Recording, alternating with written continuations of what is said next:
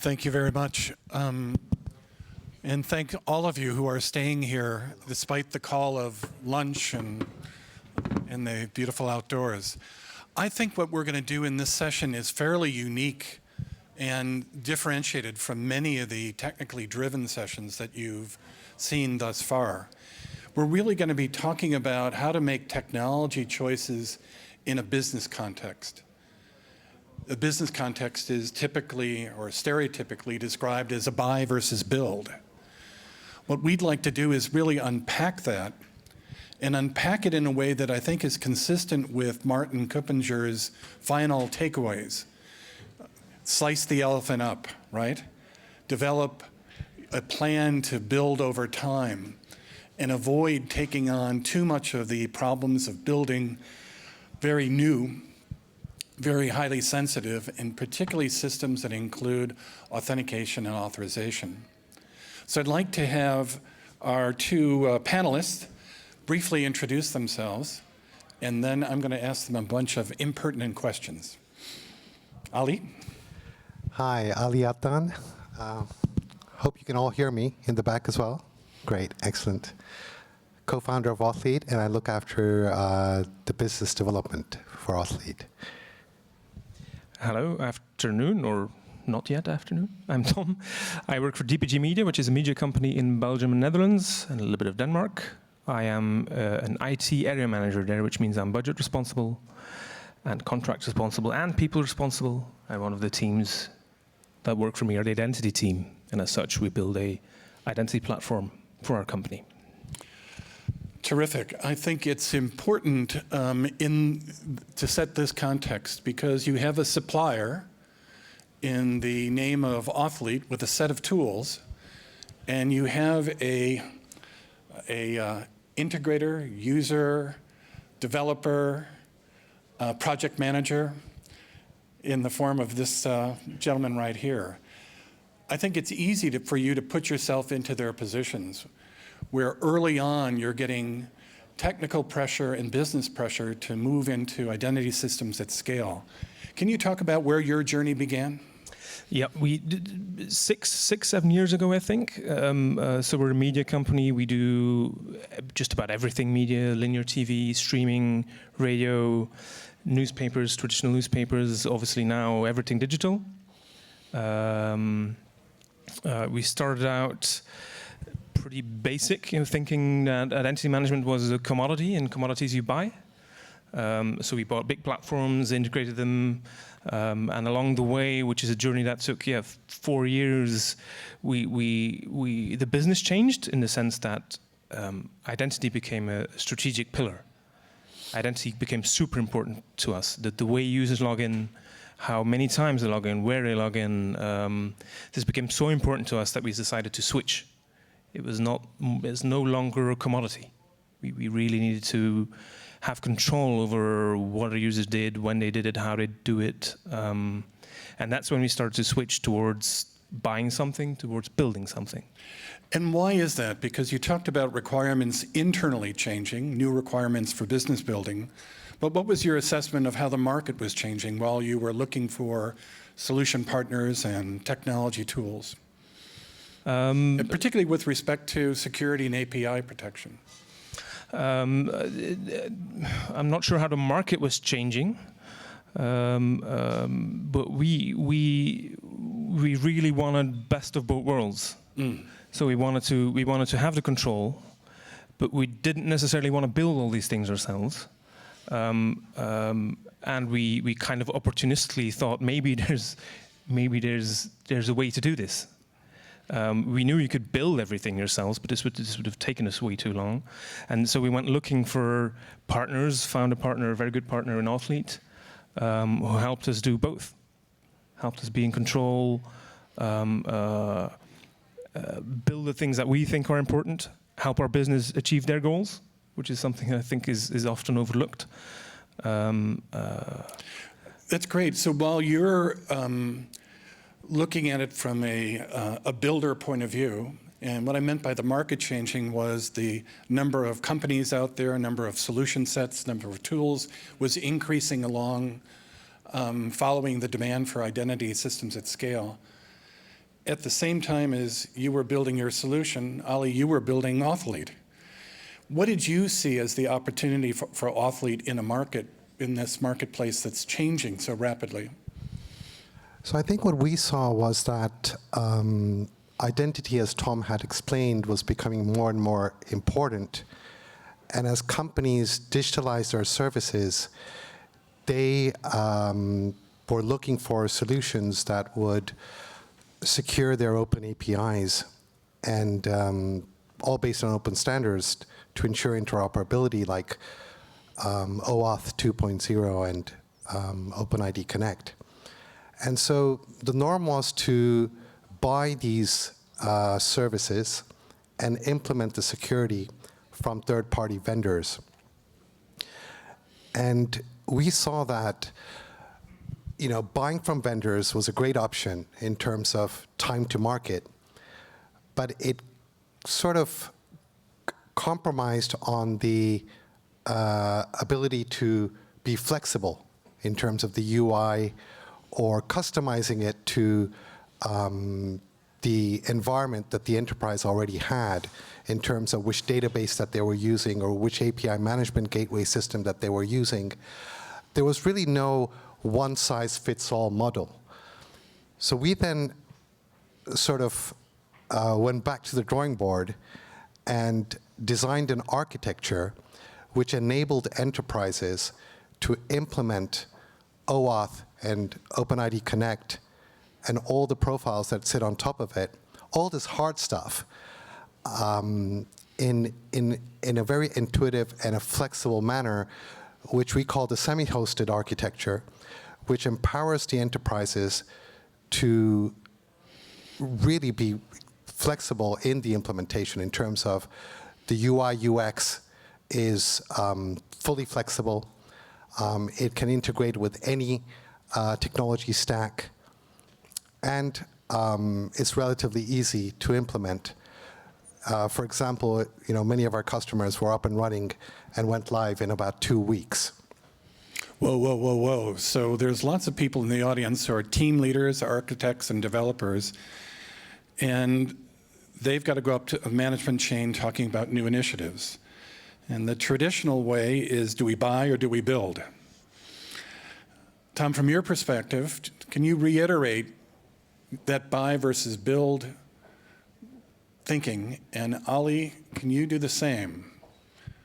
From your perspective as a customer, a user and developer, and Ali, a tool maker and provider. Tom, you want to go at that first? Yeah, so I'm familiar with buy versus build. We have them all the time.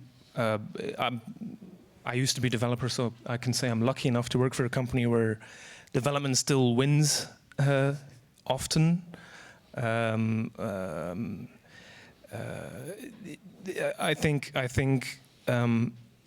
these are always difficult discussions, because what we talked about before as well was how do you, one of the things I keep coming back to is the value of how do you quantify business value? We tend to think in buy versus build always, at least with DPG, it's always a lot of dollar signs and sums, but how do you explain to a business that in one scenario they may totally not get what they want? Maybe you only figure out what you want next year. So for us, we really wanted to find the middle road. We wanted to buy the hard stuff, build the glue, end up in a situation where we could realize the business strategy, or at least 99% of it. And we succeeded, even though we were a little bit lucky doing it, to be honest. I mean, as a development team, we drove this strategy. We presented it, we defended it, we built it, and in the end, it worked out. Tom, what was the hard stuff you talked about? OpenID Connect and OAuth, for example. I mean, imagine that what we did was we built our own identity platform. If we had to add OpenID Connect and OAuth, I mean, most people will, I guess, know what OpenID Connect and OAuth is in the room. If you want to build it yourself, it adds 6 months to a year. And then you've only built it. You still have to go live, and we all know it's when you go live that the real world begins, and that you have to, start adding on top, because the spec changes all the time. So this is one of the things we're happy that Authlete exists, because we could buy that hard stuff We can plug it in. It's just an API. We have a fully compliant, spec compliant, secure identity platform based on OpenID Connect and OAuth, and we integrated it in 2 sprints maybe. So that's where we're coming from.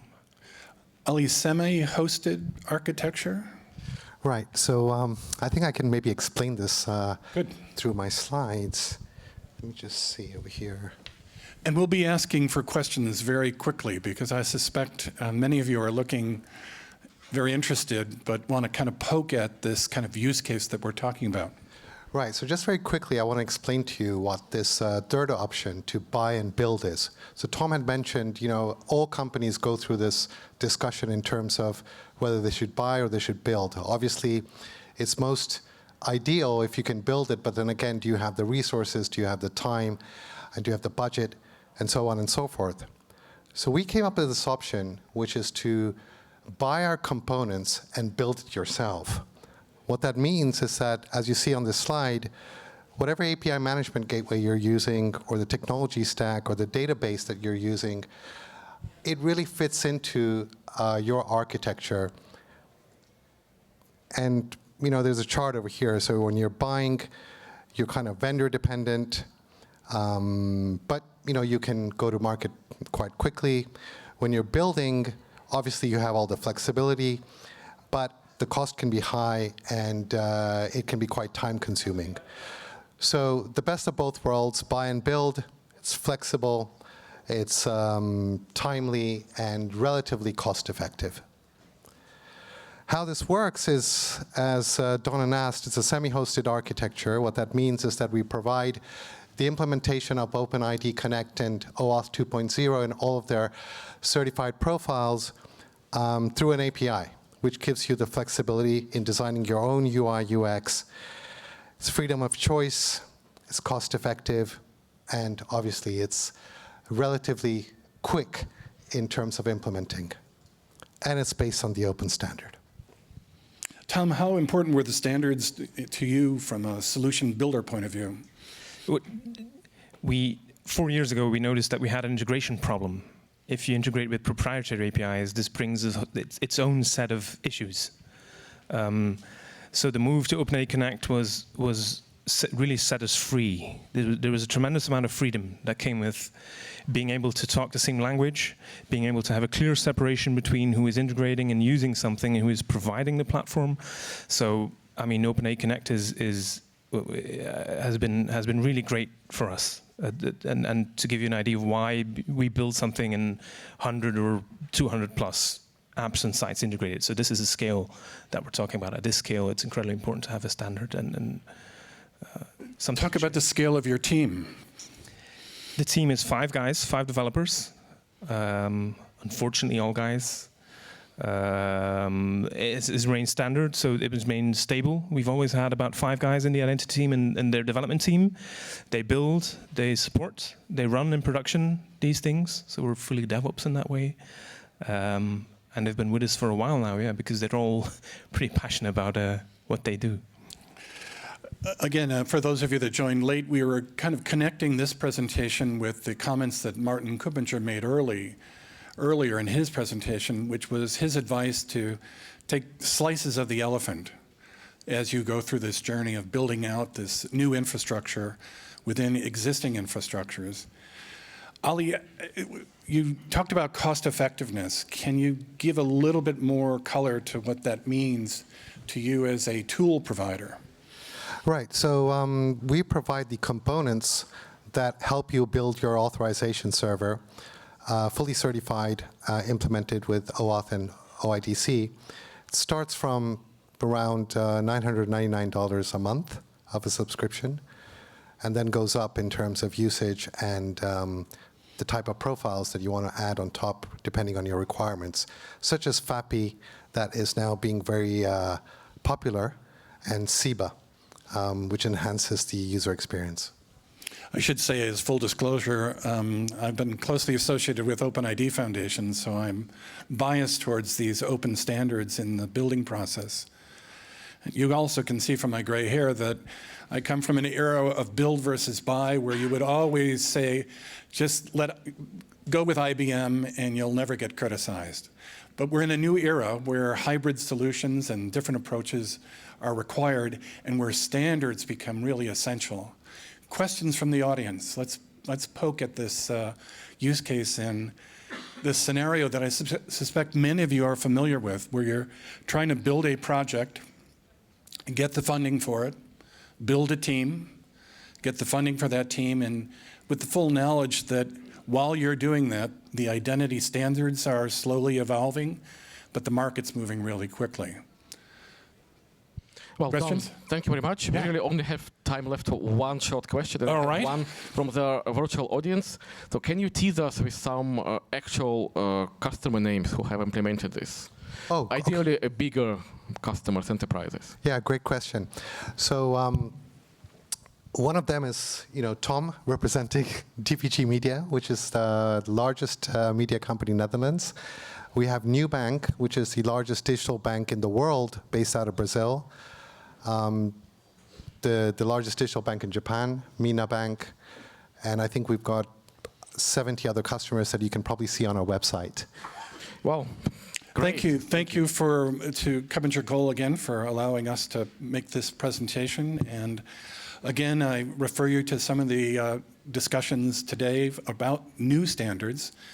We heard earlier from Vittorio and others at the OpenID Foundation about new ways of thinking about how credentials are built, how authorization and approval systems are constructed at scale using open standards. I think we're done, and lunch awaits. Is that right? No? Not yet. No, I'm sorry. Thank you. I'm sorry.